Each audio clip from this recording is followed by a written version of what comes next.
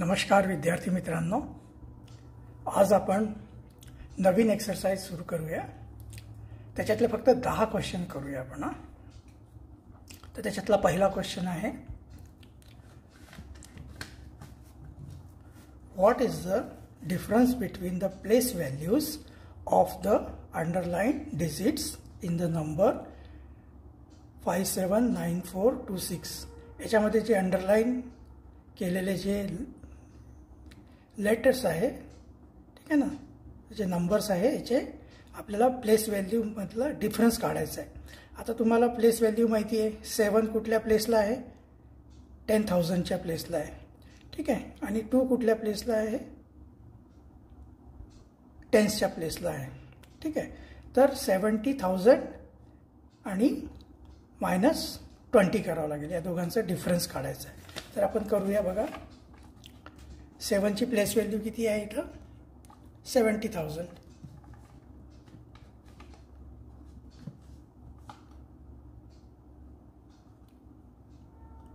-2ची place value किती आहे, 20.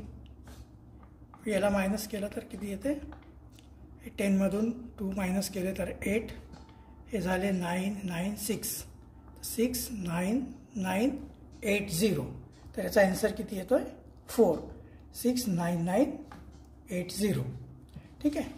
आता नेक्स्ट बघा, the bus which started at 4:45 in the morning reached at destination at 2:30 in the afternoon.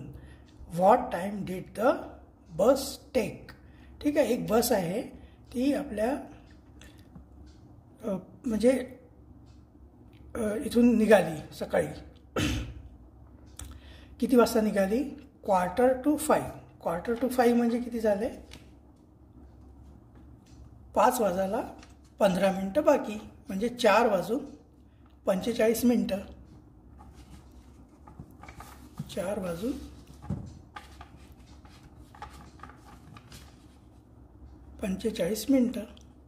ठीक आहे. आणि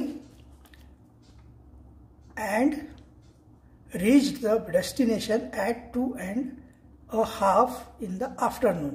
आणि डेस्टिनेशन जिथं तिला जायचं होतं बसला, ठीक आहे, तर ती तिथं किती वाजता पोहोचली, ती 2 वाजून है ना, 2:30 म्हणजे 2:30 वाजता, कधी दुपारी 2:30 वाजता. ठीक आहे. तर अशा क्वेश्चनमध्ये आपण आहे ना 24 आवर्सचा वापर करू. ठीक आहे. म्हणजे दुपारचे 2 म्हणजे किती होतात, ठीक आहे. आपण असं 2:30 नाही लिहू शकत, कारण 2:30मधून 4:45 मायनस करता येणार नाही आपल्याला. तर आपण याला 24 आवर्स क्लॉकमध्ये कसं लिहितो, 14:30. ठीक आहे ना. दुपारचे 2:30 म्हणजे 14:30. ठीक आहे. आता या 14:30मधून आपण 4:45 जे आहे ते मायनस करू. ठीक आहे ना. तिथं आपण याला मायनस करूया, 4:45. ठीक आहे. सकाळी 4:45ला निघाली आणि 2:30 वाजता ती पोहोचली. ठीक आहे. आता याला मायनस करता येते का, 30मधून 45 मायनस करता येईल का, नाही करता येणार. तर मग आपल्याला काय करावं लागेल, इकडून जे 1 आवर आहे इकडं बॉरो करावं लागेल आपल्याला. तर 1 आवर म्हणजे किती होतात, 60 मिनिट. तर मग 30 मिनिट आहे ऑलरेडी, तर हे किती होऊन जाणार, 90 मिनिट. आणि याच्यातलं 1 आवर आपण बॉरो केला आहे ते किती होणार, 13. ठीक आहे. मायनस 4:45. तर याला मायनस करा, 10 - 5, 5. हे झाले 8, 8 - 4, 4. आणि 13 - 4, 9. तर किती आलं, 9:45. एवढे काय लागले त्याला, आवर्स लागले, एवढे तास लागले त्याला, है ना. What time did the bus take. किती वेळ लागला बसला जायला. त्याच्यामध्ये बघा, पहिलं ऑप्शन काय आहे, 4:15 आवर्स, नाही आहे. त्याच्यानंतर 4:09 आवर्स, हे पण नाही आहे. 4:10 आवर्स, है ना. हे 10 वाजायला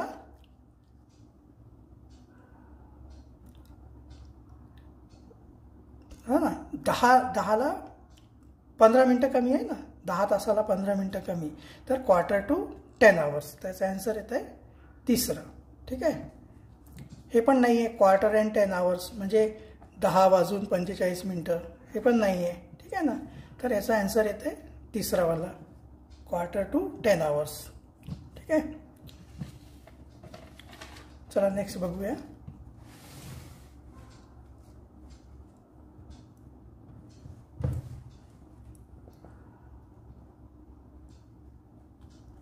In 2018, there were 13,45,000 literate people in a town. After 3 years, the literate increased by 7,23,000. How many people in all became literate in the town after 3 years? ठीक आहे. 3 वर्षापूर्वी काय होतं की 13,45,000 लोक शिक्षित लोक होते एका गावामध्ये. ठीक आहे ना. त्याच्यानंतर 3 वर्षानंतर शिक्षित लोकांची संख्या वाढून किती झाली? अजून 7,23,000 झाली.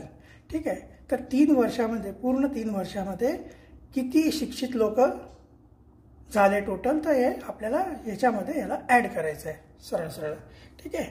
तर 13,45,000 प्लस 7,23,000 टोटल केलं तर किती येते? 5 + 3 8, 4 + 2 6, 13 + 7 20. 20,68,000 म्हणजे थर्ड नंबरचा आन्सर येतो याचा. ठीक आहे. नेक्स्ट बघूया. Which of the following statement is false? ठीक है. A number divisible by 10 is also divisible by 2 and 5. Correct आहे हे स्टेटमेंट. ठीक आहे. त्याच्यानंतर a number is divisible by 3 if the sum of its digit is 21. हे पण करेक्ट आहे. An even number is divisible by an odd number, but an odd number is not divisible by an even number. हे पण बरोबर आहे. ठीक आहे. हे बघा, एखादी ऑड नंबर असेल ना, इवन नंबर समजा 8 आहे. ठीक आहे ना. 8ला नाही घ्यावं लागेल, 6ला घेऊ आपण. 6 आहे. हे काय आहे? इवन नंबर आहे आणि डिवायडेड बाय 3. ठीक आहे. इवन नंबर जे आहे एका ऑड नंबरने डिवाइड होऊ शकतो, पण कुठलीच ऑड नंबर इवन नंबरनी डिवाइड होत नाही. ठीक आहे ना. कुठला पण आन्सर हे घ्या, जसं की तुम्ही 9 घ्या. ठीक आहे ना. हे 2नी 4नी है ना 6नी कुठल्याच नंबरनी ही डिवाइड होत नाही. ठीक आहे ना. तर हा स्टेटमेंट बरोबर आहे. A number divisible by 18 is also divisible by 2, 3, 4, 6 और 9. तर याच्यामध्ये बघा, याच्यामध्ये 2, 3, 6 आणि 9 तर बरोबर आहे, पण 4नी डिवाइड होत नाही. ठीक आहे. एखादी नंबर जर 18नी डिवाइड होत असेल तर ती 4नी डिवाइड होत नाही. ठीक आहे. तर याच्यामधला 4th नंबरचा जो स्टेटमेंट आहे तो फॉल्स आहे. ठीक आहे. चा आन्सर येते 4. ओके. त्याच्यानंतर बघा, how many edges and faces respectively does a cuboid have? ठीक आहे. आता क्युबॉइड म्हणजे तुम्हाला माहिती आहे क्युबॉइड काय असते. हे बघा,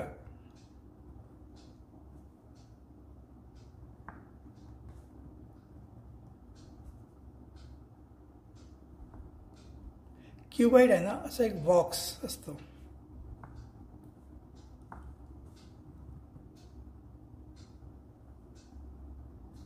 ते तुम्ही एक खेळायला क्यूब येतं ना, त्याचे जे सगळे फेसचे कलर आपल्याला एकसारखे करायचे असतात, क्यूब, तो पण क्युबॉइड आहे. ठीक आहे ना. तर ह्याच्यामध्ये बघा, हे क्युबॉइड आहे. ठीक आहे. याच्यामध्ये एजेस किती असतात? याच्यामध्ये आपल्याला काय काय फाइंड करायचं आहे? Edges and faces. तर एज म्हणजे हे 1, हे 2, 3, 4. ठीक आहे. त्याच्यानंतर हे 5, 6, 7. त्याच्यानंतर हे 8, हे 9, ठीक आहे. हे 10, हे 11 आणि हे 12. टोटल किती असतात? 12 एजेस असतात. आणि फेस म्हणजे हा भाग, हा वरचा भाग, ठीक आहे. याच्या खालचा भाग 2 झाले, इकडचा भाग 3, हा इकडचा भाग 4, ठीक आहे. आणि त्याच्यानंतर हे मागचा भाग 5 आणि समोरचा भाग 6. टोटल किती असतात? 6. 1 मिनिट थांबा, तुम्हाला मी एक मॅच बॉक्सवरून तुम्हाला, हे बघा, हे पण एक क्यूबॉइड आहे, ठीक आहे. हे क्यूबॉइड आहे, ठीक आहे. अशा टाईपचं कुठलंही ऑब्जेक्ट जे असते ना त्याला क्यूबॉइड म्हणतो आपण. त्याच्यामध्ये बघा एजेस कोणते कोणते आहे? हे एक एज आहे, 1 झालंय, हे 2, ठीक आहे, हे 3, हे 4, ठीक आहे. त्याच्यानंतर 5, 6, 7, 8, ठीक आहे. हे 9, हे 10, हे 11 आणि हे 12, ठीक आहे. हे जे कोपरे आहेत ना, हे आहे एजेस, ठीक आहे ना. तर बघा 1, 2, 3, 4, ठीक आहे. त्याच्यानंतर 5, 6, 7, 8, 9, 10, 11 आणि हे 12 फेसेस, ठीक आहे. Edges, sorry. आणि फेसेस कोणते कोणते असणार आहे? हा एक फेस, खालचा एक फेस, ठीक आहे. हा फेस किती झाले? 2, ठीक आहे. हा आणि हा परत 2, 4, हा आणि हा 2 परत 6, ठीक आहे ना. तर टोटल किती? 6 फेसेस असतात आणि 12 एजेस असतात. तर याचा आन्सर कुठलं येते? 12 आणि 6, ठीक आहे. 12 एजेस आणि 6 फेसेस, ठीक आहे. नेक्स्ट बघा आता,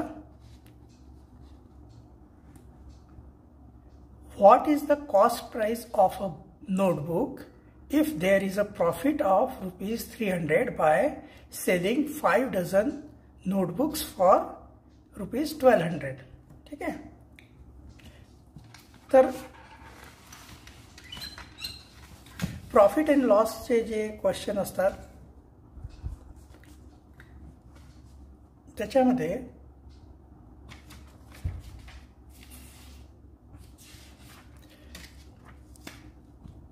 तुम्हाला हे माहिती आहे ना की प्रॉफिट कधी होतो? प्रॉफिट कधी होतो?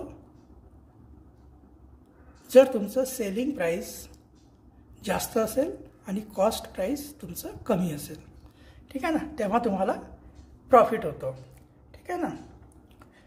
हे बघा, एखादी वस्तू तुम्ही कमी किमतीत घ्याल, जास्त किमतीत विकाल तरच तुम्हाला प्रॉफिट होत आहे, ठीक आहे. तर हा फॉर्म्युला आहे प्रॉफिटचा. आता इथं बघा काय म्हणताय की 5 डझन नोटबुक विकले कितीला? 1200 रुपयाला विकले, ठीक आहे. तर एका बुकची किंमत किती झाली? सेलिंग प्राइस किती झाली बघायला लागेल आपल्याला. आता 5 डझन म्हणजे किती होतात? एका डझनमध्ये किती? 12, ठीक आहे ना. एका डझनमध्ये असते 12, तर 5 डझन म्हणजे 12, म्हणजे टोटल नंबर ऑफ बुक्स किती झाले ते? नोटबुक 60 नोटबुक, ठीक आहे. त्यांनी 60 नोटबुक किती रुपयाला विकले? 1200 रुपयाला विकले. मग एका बुकचं सेलिंग प्राइस काय येणार? 1200 डिवायडेड बाय 60, ठीक आहे. तर एका बुकचं सेलिंग प्राइस किती आलं? 20 रुपीज, ठीक आहे. तर इथं आपल्याला सेलिंग प्राइस किती आलं आहे? 20 रुपीज, ठीक आहे. मायनस कॉस्ट प्राइस आपल्याला काढायची आहे, तर हे CP. आता हे बघा, 60 नोटबुक त्यांनी जे विकले तर त्याला प्रॉफिट किती झाला आहे? 300 रुपयाचा, म्हणजे 60 नोटबुकावर 300 रुपये प्रॉफिट झाला. मग एका बुकावर किती झाला असेल?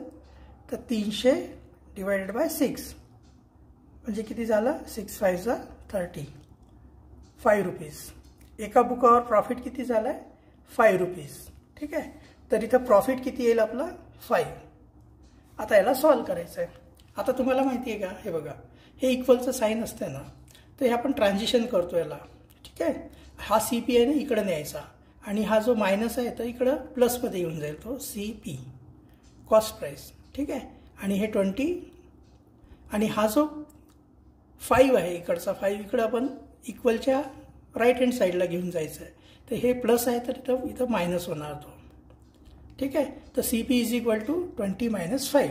20 - 5 म्हणजे किती होतात? 15. म्हणजे कॉस्ट प्राईस किती निघालं तुमचं? 15. Answer number 2. ठीक आहे, कळालं? सोपं आहे एकदम. पहिले काय केलं आपण? 60 नोटबुक विकले कितीला? 1200 रुपयाला. तर त्याचं सेलिंग प्राईस आपण काढलं 20 रुपीज. ठीक आहे, प्रॉफिट किती झाला होता? 300 रुपये 60 नोटबुक विकल्यावर. मग एका नोटबुकचा प्रॉफिट किती आला? 5 रुपीज. तर प्रॉफिटच्या जागी आपण 5 रुपीज ठेवले. ठीक आहे, सेलिंग प्राईसच्या जागी आपण 20 रुपये, आणि म्हणून आपल्याला कॉस्ट प्राईस काढता आली. Cost price is equal to 20 आणि इकडं हे 5ला नेलं तर 20 - 5 15 रुपीज. याचा ॲन्सर येतोय 15 रुपीज. ठीक आहे, कॉस्ट प्राईस आहे बुकची, नोटबुकची ₹15. ठीक आहे, आता नेक्स्ट बघूया. Sameer used 0.75 kilometre of wire for fencing each of the 2 field. How many metres of wire remained with him out of 2.25 kilometre of wire. ठीक आहे, आता इथं बघा हे किलोमीटरमध्ये दिलं आहे आणि ॲन्सर मीटरमध्ये आहेत सगळे. तर आपल्याला यांना किलोमीटरला मीटरमध्ये कन्वर्ट करून घ्यावं लागेल. ठीक आहे, आता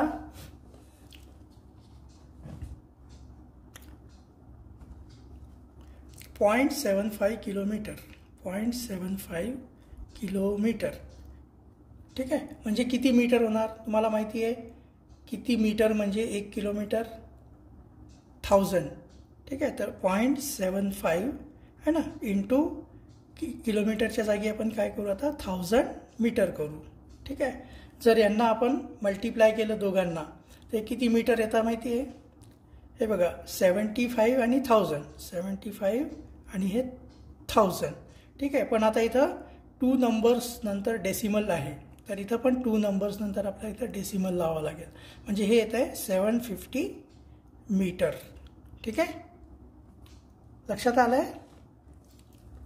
सोपं आहे, तुम्हाला एवढं आलंच पाहिजे आता. ठीक आहे, त्याच्यानंतर याला आपण किलोमीटर जे मीटरमध्ये कन्वर्ट करून घेऊया. 2.25 किलोमीटर म्हणजे झाले 2.25 इंटू 1000 मीटर. आता हे बघा सरळ जे बघा हे नंबर 225 आणि 1000चे 3 झिरो लावायचे. ठीक आहे, हे असं मल्टिप्लिकेशन करायला शिका तुम्ही पण. आता हे इथं पण 2 डेसिमल नंतर 2 नंबर नंतर डेसिमल आहे, तर इथले 2 नंबर सोडून इथं डेसिमल लावावं लागेल. ठीक आहे, तर हे किती येते आपलं? 2250 मीटर. ठीक आहे, तर आता बघा टोटल वायर किती होती? 2250 मीटर होती. ठीक आहे, त्याच्यातलं समीरनी काय केलं? 750 मीटर वायर फेन्सिंग माहिती आहे ना तुम्हाला? फेन्सिंग करायला त्यांनी वापरली. ठीक आहे, each of the 2 fields. 2 fields म्हणजे एक फील्ड म्हणजे काय? शेती म्हणा किंवा प्लॉट म्हणा एक. ठीक आहे, असे 2 प्लॉट होते, एक प्लॉट असा. ठीक आहे, आणि दुसरा प्लॉट. ठीक आहे, याच्यामध्ये पण 750 मीटर वापरलं आणि याच्यामध्ये पण 750 मीटर वायर वापरलं आहे. ठीक आहे, म्हणजे दोन्ही मिळून किती झाले? 1500 मीटर. ठीक आहे ना, 750 आणि 750 1500 होतात. 750 + 750 इज इक्वल टू 1500. तर टोटल वायर किती यूज केली आहे? 1500 मीटर. आणि होती किती त्याच्याकडे? 2250 मीटर वायर होती, त्याच्यातली 1500 मीटर वायर त्यांनी यूज केली. तर उरली किती? आता किती रिमेंड विथ हिम? 2.25 किलोमीटरमधून किती राहिली त्याच्याकडे वायर? आता याला मायनस करून टाकूया. हे 12 - 5 7 है ना, 1 - 1 0. तर 750 मीटर. ठीक आहे, किती आला आन्सर? 750 मीटर. त्याचा आन्सर कुठला आहे? तो थर्ड, 750 मीटर. ओके, तर नेक्स्ट बघूया.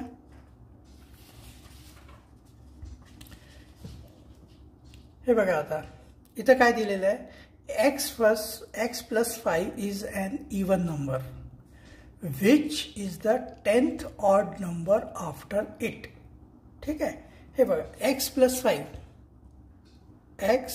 5 ही काय म्हटलं आहे त्यांनी? हे की कुठली नंबर आहे? Even number. ठीक आहे, तर ही ऑड नंबर कुठली होणार माहिती आहे? x plus 6 ही काय होणार? Odd number.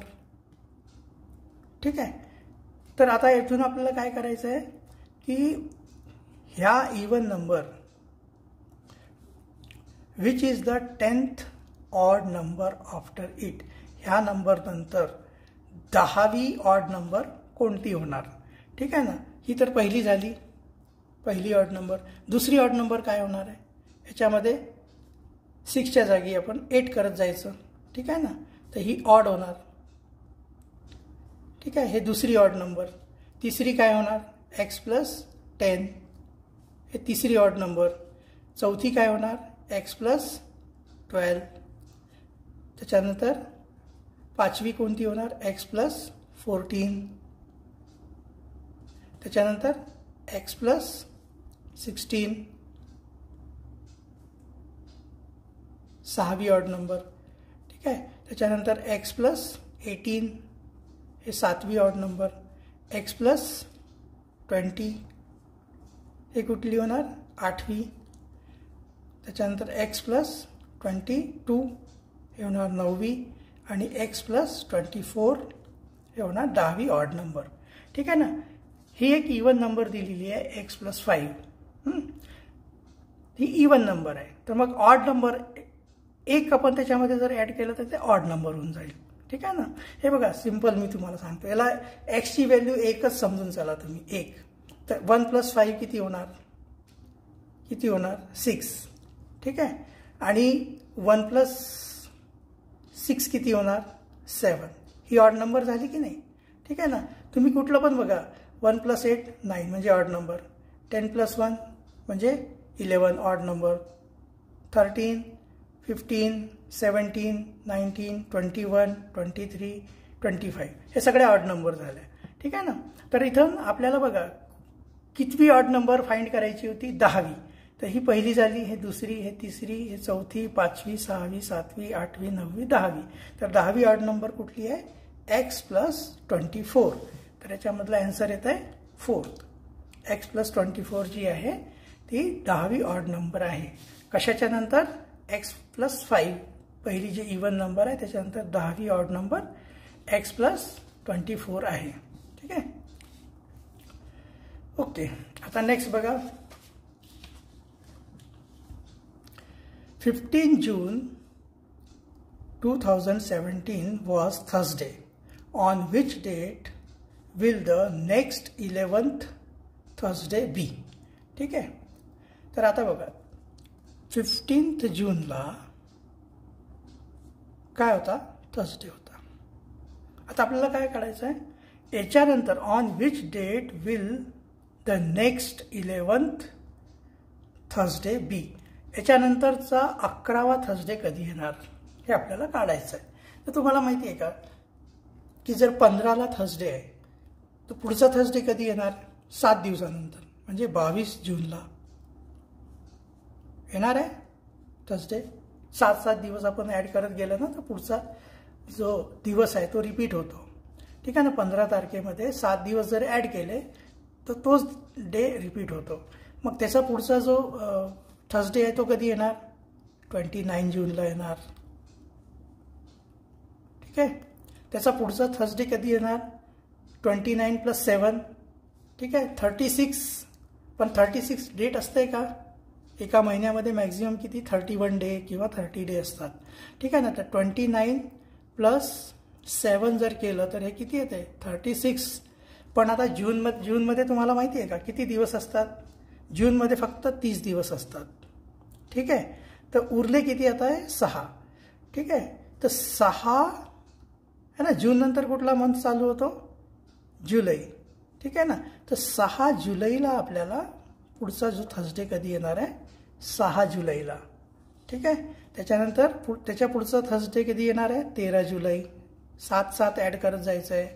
त्याच्या पुढचा थर्सडे 13 जुलैला. त्याच्या पुढचा थर्सडे 20 जुलैला. ठीक आहे. त्याच्या पुढचा थर्सडे 27 जुलैला. त्याच्या पुढचा 27 आणि 7 34. आता बघा 27 आणि 7 34. आता जुलैमध्ये 34 दिवस असतात का? नाही. जुलैमध्ये किती असतात? 31 दिवस. म्हणजे उरले किती? 3 दिवस. तर पुढचा जो थर्सडे आहे तो 3 जुलैनंतर कुठला मंथ येतोय? ऑगस्ट.